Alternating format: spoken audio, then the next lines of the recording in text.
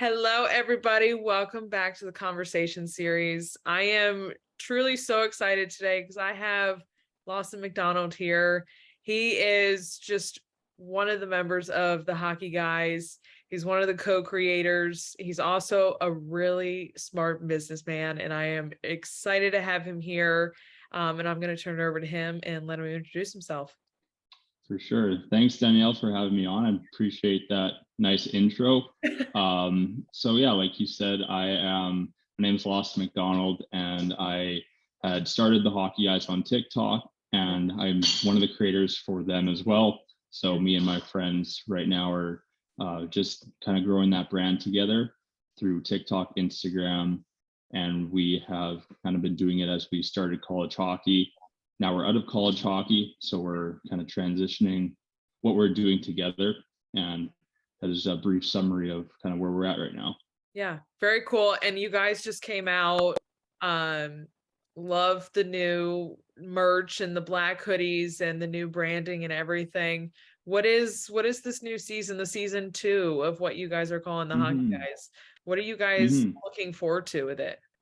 Yeah, so what we kind of like thought about the way our brand is was that we started this thing when we were playing college hockey and we were teammates and student athletes, and that was kind of our story of what a lot of people followed along with at the very beginning for the first year and a half. Right. And then we were seniors when that happened. So when that changed and we graduated school and a lot of us stopped playing hockey, a couple of them actually are continuing to play pro, but some aren't. And it was kind of like, well, we still like are like the Hockey Guys, right? But we're just not playing anymore. And we wanted to make sure or even when we were playing, that our identity wasn't just we're hockey players, but we're just like friends that play hockey. And we wanted to showcase a lot of our content outside of that. Yeah. So going back to what this transition is that this is kind of like the life after hockey. This is what a lot of college players go through, is that they finish and then what's next. And a lot of times the fans and the people that watch, they don't stick around for like what's actually after the game. So that's kind of what we want to transition and show and keep the journey going of that. This is our chapter 2. This is what we're doing now after college hockey's done, and how we transition into the real world. And for us, we want to keep our brand going still through that, and hopefully that we can keep a good journey and story for people that enjoyed our college hockey days into our like after that days too. As one of the co-creators, has it felt like a whirlwind for you guys of just all the things that you've gotten to experience? I mean, you got to go to the NHL Classic, the Winter Classic this year, getting to go down to Florida and do all of the cool stuff with Tampa for the Stanley Cup. Like, is it just truly been like chaos and just you're just getting swept up all into it? I think looking back at it now, it kind of is, because it was like our first trip that we had started on our spring break when we went to the Islanders game, and then Chicago, Columbus, and Nashville. Yeah. And that was the start of it. And then like looking back ever since then, it's like every month we've done either one or two things like similar to it. Yeah. So now, yeah, looking back, it's like, wow, it's only been like 4 months since we graduated, but we've done a lot of crazy stuff since then, which has been a lot of fun, but it has been really busy. I'm glad we got to experience all those things. So it was something that, in the summer we're going home, but we needed to do something still. Else it would have just been a complete drop off. Right. And that's what's hard about summer too with us, is we all live in different parts of the country. We all have different family situations and everything like that. Everyone needs to go home. Right. But somehow we still need to continue like something, right? So we had to figure out how we were going to plan trips, how we were going to like get together and try to connect things as best we can through the summer. Yeah. And until the time we do get back together. Now, you are not in school for business or anything like you got your degree in exercise physiology. You're going to get your master's degree in kinesiology. You have a really creative business mind. Have you always been a business person, that you just truly understand it? Is it something that you just find super a creative outlet in? I think that I think it's kind of comes back to a little bit of how like being like a hockey player in a Yeah. sense where I'm kind of competitive. I'm kind of anything that I do try to learn about it a lot because I want to be the best at it in a sense. Like just how I grew up playing hockey, I always wanted to be like find ways to train more or get an edge, right? So I could like be the best on my team and reach like goals I had. So I didn't think about business hardly at all, even when I was going to school. And then when this hockey guys thing started, I started to think about social media. And then when that started, then when we started to sell things and when we started to when I just started learning more of that space of being like a creator, that's kind of what actually made me like kickstart that thought Nice. of like, wow, I actually really need to learn about business. I didn't take it into school, so I felt behind. Yeah. And I just felt like ever since I started, I just needed to catch up because if I don't, then like how can we run this thing Right.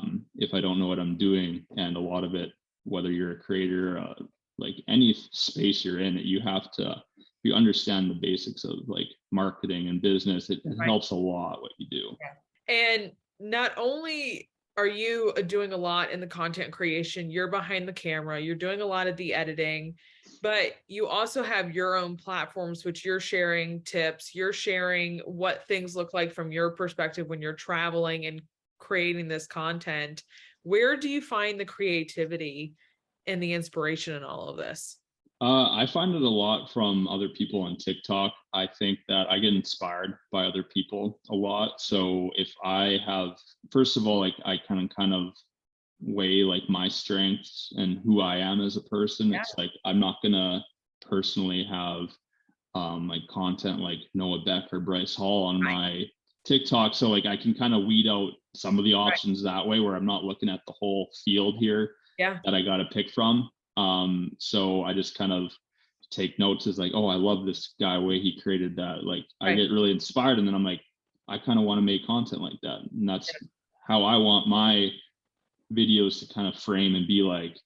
And with that, I think I do try to lean into my skill set. The fact that I enjoy editing, Yeah. and maybe like even like camera angles and stuff Yeah. like that, kind of enjoy like the little details of it. So when I go on a trip, I have fun like how many different angles can I shoot this or what would look good in this TikTok? And then I get to pick the audio for it. It's like, okay, what are these other creators like audios using? And then I pick it and then I can like edit it to the beat and like be creative with it. So I think that's my strong suit, which Right. leans into why I like create that kind of content too. Do you have in your favorites in TikTok, do you have like thousands of videos like me? Oh, I Because have a I lot. have so many. I have a lot. I think I'm like, so like, since I even have the Hockey Guys account too, and Yeah. sometimes I'm scrolling through feeds and sometimes I'm on mine, sometimes on that one. I probably have 400 in each, I think. Yeah. I think I go in there sometimes like, Jesus, I need to like get rid of some of these because Yeah. I just don't like they go back so long. But at the same time, I'm like, I just don't think they're relevant anymore. Yeah. Uh, Oh no, like I remember I actually the other day was trying to clean them out and I scrolled all the way to the bottom. And it's funny because every video I saw is like, I remember like watching that video and it's like, it's a yeah. cool video. Like I remember kind of saving that and watching it, but it's like, nah, we're never doing this. Like this Yeah. is so a year ago. Like, right. It's funny. You just don't end up coming back to them or anything. Because usually I do that to save ideas, right? I'm like, Yeah. oh, great trend that this person did. Let's do Yes. this with the Hockey Guys, save it. Then I just like know that I can come back to it. Yeah. Sometimes I do them, sometimes they kind of go away. Yeah. Well, it's so funny how the trends change. Like some things, to your point, are around for a week. Some things are around for several weeks where you're like, oh, I've got plenty of time. And then when you get back to it, you're like, oh, this is like long gone by this Mm-hmm. point and something else has come in. So it's crazy the ever-changing world of TikTok and content creation on there. Exactly. It's so funny to see. What I find really cool is that you guys you started with your TikTok and then you've had these several different other branches come down where you've had your merch, you've had the YouTube channel, and then three of the guys have a podcast. All of these branches didn't happen at one time. Was there something like a strategy to all of this that you guys sat down and were like, okay, these are things we really want to do, and there are other things that are on hold right now?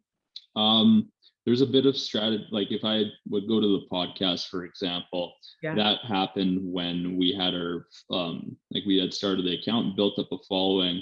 And then when we went to summer, like the first summer that we had with this account, probably at maybe 400,000-ish followers. And I think we had a strong suit of guys that were good at talking. So we knew we could utilize that some way, and podcasts were a cool thing, especially that you can do it remotely. So when we went into the summer, it was more of like, what kind of ways can we still kind of make content and build something? Because we knew we were going to have to take a step back in video and being together, but a podcast was kind of a great way, something to start, something to keep people entertained, build that like brand story still just while we're apart. And I think that was a big reason why it came in for that summer. And I think it helped a lot where people could listen, stay updated. Like I jumped on, another guy would jump on, just talk about like how summer's going. And it was a good way just to keep people in the loop while we were apart. But with the merch and stuff, that was always a project. I think we always knew we wanted to do that. We looked at the comments and just people's reactions to things. And we have guys, again, that were passionate about more so the design and style side of things. And it just kind of made sense that we knew that it was wanted and it was something that we kind of wanted to do too. What does it feel like when you're going to all these NHL games or just all of these events and people are coming up to you like, oh my God, you're the hockey guys? Like, ever in your mind, did that ever come across you like, hey, we're going to get to this point that people are going to know us and like come up to us at these games? I don't think I have a good answer for it. And because I've like thought about it and I don't really know what a good answer for that question really is. Yeah. It feels good. And it's very like, it's like grateful for that I can experience that and make people like give enjoyment from actually meeting somebody.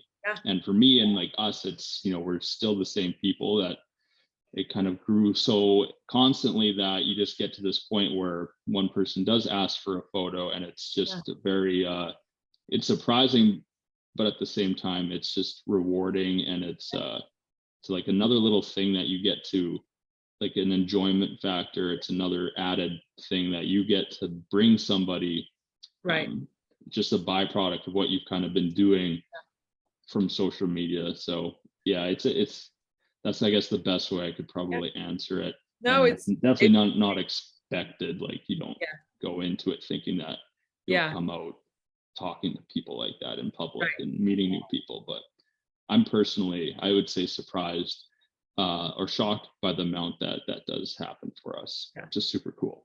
But I think what's been the cool thing is that so many people have connected with you guys in so many different ways. It could be hockey, it could be some of the events that you guys are going to, but it could just be because you guys love to have fun together and do all of the dances and stuff like that. But then you each have all these great stories and things that you guys do, especially in the vlog when you do Austin's whatever he's cooking up for the week or things like that. Like you guys bring entertainment to everybody. So I think there's a connection point for everybody. And to go even to add on to that point too was like you said, there's kind of a funnel for everyone to relate to us some way.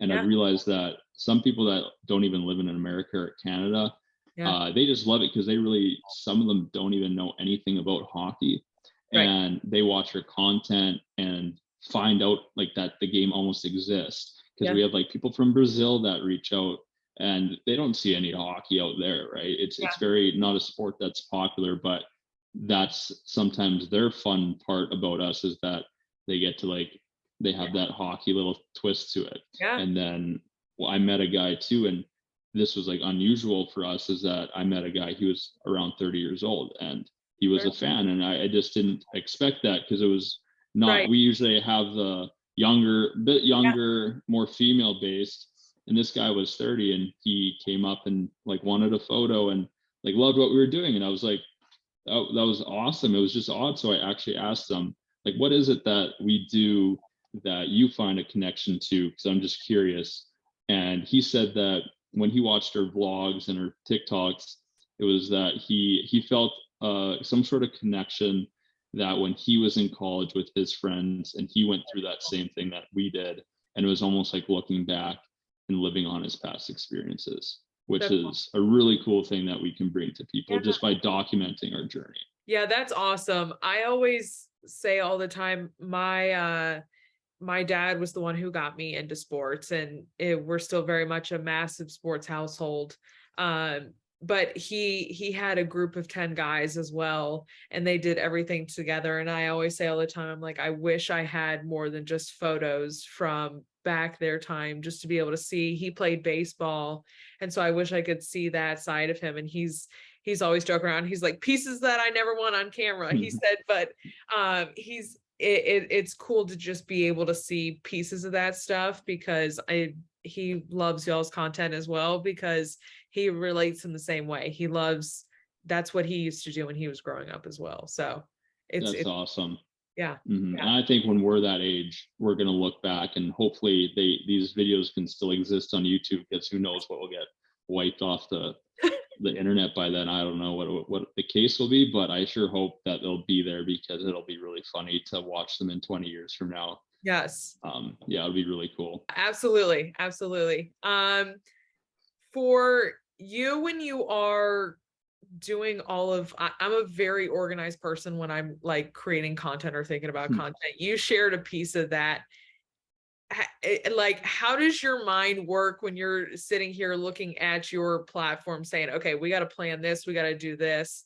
Is it utter chaos on most days, and some days it's really organized, or how do you get through that? Yeah, it definitely can be chaos. There's days I think there's some days where I'm pretty much pulling like video stuff out of thin air, like 10 minutes before I meet up, because sometimes it's just timing wise, sometimes it comes easy, sometimes it doesn't. And I'll say, like, nothing ever goes as planned either. Like, rarely. Let's say you even like go to any event that there may be, you could have 4 videos ideas. You're like, I like to like visually plan in my head too. Okay, how is this gonna go? Like, when are we gonna do this one? When are we gonna do that one? Like, how's it gonna work? Yep. And so many times that plan gets thrown off. It's because of there's anything to do with, like, maybe the lighting is just horrible, then you can't film in that spot that you had envisioned being a great spot to do it, and that's like, dang it, you can't do that video now. So, or it was like, it's gonna be super awkward actually, or way more awkward than I thought if we film this here, or it's too loud now. There's a list of things where you kind of have to quickly either change up the video idea, think on the spot for it, because it, like I said, it rarely can go as planned. But I like to, like you said, plan things out like you do.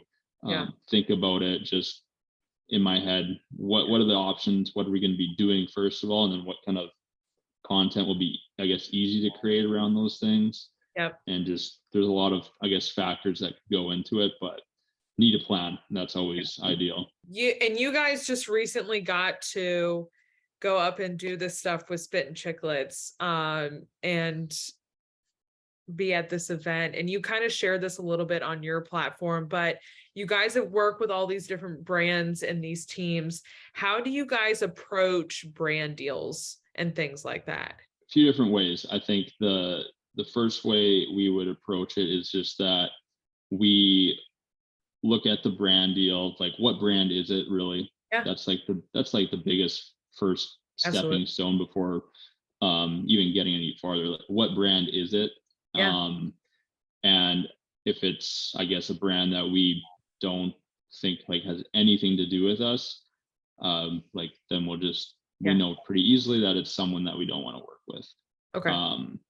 Like, if it's a brand that we do find some like resemblance connection with, like Body Armor was with the Spit and Chicklets, and it was just, we like, Body Armor is Body Armor. We use Body Armor. We, like, the product is upper alley. So then after that, it's more of just like a conversation of emails, usually get on a call with them, see what their budget is. And then if that passes too, then we'll talk about just like the content creation side of things. Nice. And if that course feeds into the last question I just asked you in terms of just what goes through your head too, I'm sure, of how to plan all that out and what to do with those brand deals. Yeah, that does depend on some things too. Even if we want to, it's always nice to know kind of what they're thinking of the campaign before you even. And usually they'll send it like, this is what we're thinking for the campaign. And I've found that some of them are stricter with, we need you like really like say this, say that. This is what we need for it. And some of them are just, we just want organic brand awareness to this product. Like do your thing, but like overall, we don't need you to say anything. We just want to have this thing in the video, which is always way easier, and it's super nice when that's the case. Very cool. So yeah, and then I think there's a lot of different ways you can approach it. If it's a drink, you approach it differently. If it's a clothing item, if it's a drink product, if it's like we even had to do the Discover credit card. So, and that was a totally different way to do it. I think every product you have to attack a bit differently. I want to ask you a few questions about you playing hockey as part of the Hockey Guys. Where did your hockey story kind of start? When did you start playing? I started playing when I was young, just like those other guys would have too. We all started when you were really young, probably 3-4 years old. So I played in Manitoba. All my years growing up. Nice. Pretty typical hockey path was just you kind of grow up and play in your hometown. And then I played junior hockey as well, which is in the MJHL. For those that don't know, it's just a like junior league in Canada for ages 16 to 20-year-olds. So that's where I played. And once you're in that league, your kind of your goal is then to move to college hockey. And that's everybody's main goal when they're playing from that 16 to 20-year-old year, is finding somewhere to play and go to college hockey after. So I played that, and then I got to play college hockey in Omaha when I was 19. So I did that for 2 years, which was Division I hockey. And then 2 years of that, I got cut from that team. And then I was like trying to figure out, where do I play next? Where do I play next? What do I do? Well, when I was actually in Winkler, like I said previously, I played with Will Blake and Colton Bates. And that's when I like first met those guys. And I was really good friends with both of them then. And then obviously, like I said, I split off to play in Omaha. They went to Wisconsin. So when I got cut, I was weighing my options, and I knew like they had good things. I took their word for it. Wanted to reunite with them as well. So that's kind of why I chose to go to Wisconsin to play 2 years of college with them. Met the guys, obviously. We started that there. So I guess it was a blessing that I did end up getting cut, because wouldn't be talking to you or sitting here today. So I'm thankful for it for sure. And one of those things that happens for a reason kind of thing. Yes, absolutely. Who was your favorite hockey player when you were growing up? I had a couple different ones. I was a defenseman, so probably Eric Carlson was like the main guy. Right now, Cale Makar, I love watching him too. So yeah, those, any kind of like styles like that. I'm a fan of the little good skaters, smaller D-men, flashy ones that are really skilled. Very cool. I don't know about you, but this past Stanley Cup, I was like, Colorado, let's just get this over with. You're sweeping everybody. Yeah, I actually wanted Tampa to win, but I didn't. At the end of the day, it wasn't a huge thing. It was just because we were in Tampa too. I was like, oh, it'd been cool if they would have won while we were there. Yeah, no, I was watching it. I was like, geez, we were amazed by how Colorado was just skating, and how like passes, just, they knew, they weren't even looking at it. They were so good. It was just impeccable. What makes all of this fun for you guys? Where do you find the most joy in it? For me personally, it's a good question, because I think there's a few different areas where I get a lot of joy from. I get a lot of joy from the fact that it's something that can like go anywhere, and you're working on it like now, but you're working on something that can, like, it's up to you if it can be, I don't know how to explain it, but let's say like the best thing ever. Like there's always these different levels to it. So it's almost like a game where you are playing it, and the prize is like ultimately a really awesome like brand, like all these things, right? So that's one thing I think is really fun, just the challenge of it and the game component to really like doing business and having your own brand and business. Yeah. And then also the enjoyment that it gives people when we can make videos. I think that was like a big inspiration for me when before I started everything, I was like watching YouTubers, Yeah. listening to podcasts about creators, and I was like, man, like one day I would love just to like make content that people, like millions of people, would love to see, and like have that community where Yeah. I'm doing something and people can watch it and Absolutely. they're getting enjoyment out of it. It's like that was kind of my dream before I started, I think, and that's why I started YouTube as well. I just wanted to have a community and bring something to people through Yeah. making content. Yeah. And that's a big part of why it's so fun to do this. Community is basically the basis of this podcast, my YouTube channel. Like I always say to everybody, I'm like, welcome to the family. Like I have a crazy family that I show off all the time, but it's just one of those that it's so cool to have the community on there. Like I have a hockey community that when I do vlogs, people will comment their stories and things like that, which is so cool to see. And I have such an appreciation for it because I'm like, I'm not the only hockey fan on here. I'm like, everybody has their story of their first game or their favorite experience. Or I had people who are like, I've never been to a playoff game before, but I'm so excited to go. So it's cool to have those communities around just to connect with everybody. I agree. Yeah, I agree. And when the guys played college hockey, they're like, because I was a year out of school when they were playing this last year.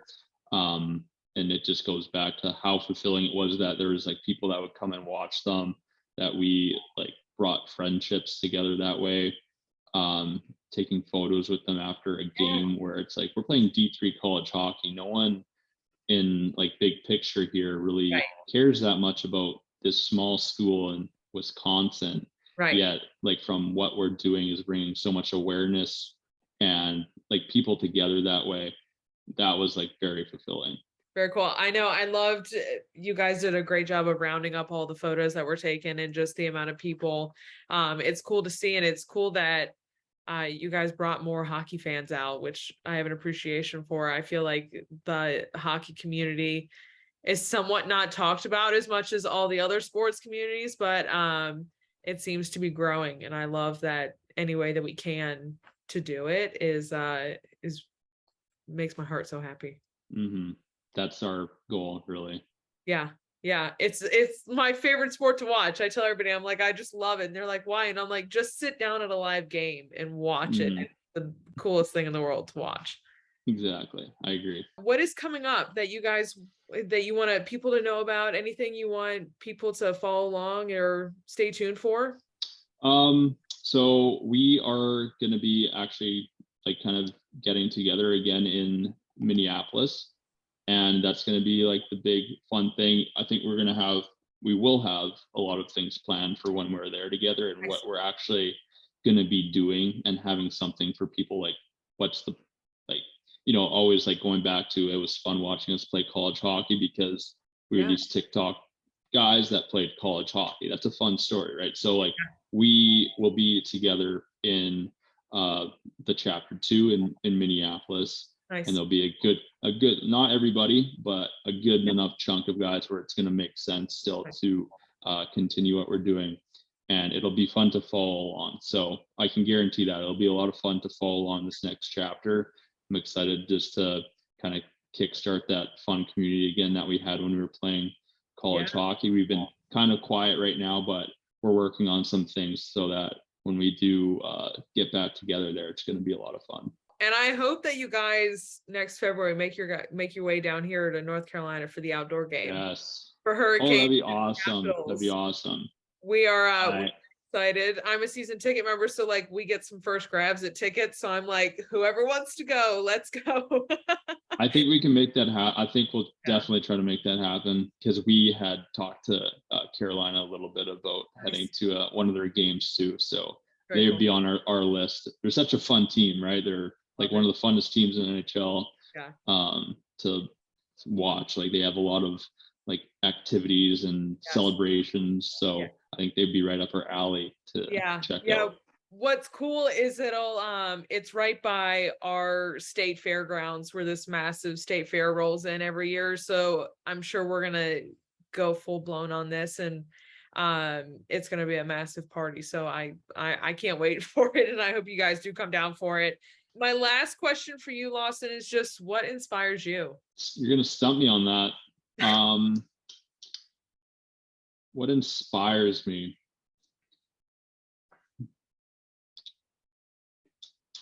And you're not the only one that I stump with this question. Yeah, I'm sure you get everybody stumped with this one. I've really, to be honest, never sat to like really truly think about that. I think, some of it is just wanting to, like I said before, the competitiveness, like wanting to be successful, wanting to, not like be the best at something or be known for something, right? So that is something that I kind of fires me a little bit, of like that fear side of the coin. So yeah, I think that, and just wanting to truly have a life where I'm doing something that I enjoy doing and not having to do a job that I hate, because I enjoy doing this. So I think it inspires me to keep going because it's what I love to do, and I don't want to lose doing something that I love, because if I see that I could possibly do it for a long period of time, then I know that if I can do what I do now, then I can possibly make that happen for myself. So I think it's a little fear driven of potentially ending up somewhere where I'm not happy doing what I would do. I resonate with that so much. I work in corporate America for my full-time job, but if I could do this all day right now, and that's what I'm trying to build up right now, this is what I do full time. And so you hustle and you work your butt off, so you don't have to sit behind the desk all day long or in an office, and you can go chase your dreams. So completely and utterly, that hit home for me for sure. Mm-hmm. And it's what makes you happy at the end of the day, whether it is doing that. And there's a lot of gain to sitting behind the desk, and there's a lot of negatives to doing what I do as well. So it's finding that thing that you enjoy doing. But I think too that I would probably be in your footsteps as well if I had that, like trying to work on that side gig or that side passion to as much as you can. So I totally relate to that too. It's been cool that I've gotten to learn so much in the corporate America world, just in terms of business and business on so many different levels. It's what I went to school for, but just getting peeks into each of these different business avenues, I have a little bit of just a peek of an understanding into each of these to be able to say, okay, I'm dangerous with some knowledge, but not a ton. And it's definitely helped me on this side as well, just to come out and be like, okay, here's what I need to do in this area to go and make this grow. So it's definitely, I don't take it for granted. And the people that I've been connected to have been phenomenal and pointing me in directions. Mm-hmm. The connections are so big in this kind of social media space too. It's cool. I love that part of it, how easy it is to meet cool people, like learn from cool people that are also doing things, and just how helpful like everyone can be with that. It's really awesome. Absolutely. Lawson, I can't thank you enough for being here. If you do not follow this amazing guy, all of his socials will be linked down below, as well as the hockey guys, so you can go stay in touch with all of them. And like I said, Lawson, I hope you have a great rest of your summer, and can't wait to see more of your content. Thank you. Yeah, it was amazing talking today. Appreciate it all. Yeah, absolutely. And as always, I will see you guys back here next time. Bye, y'all.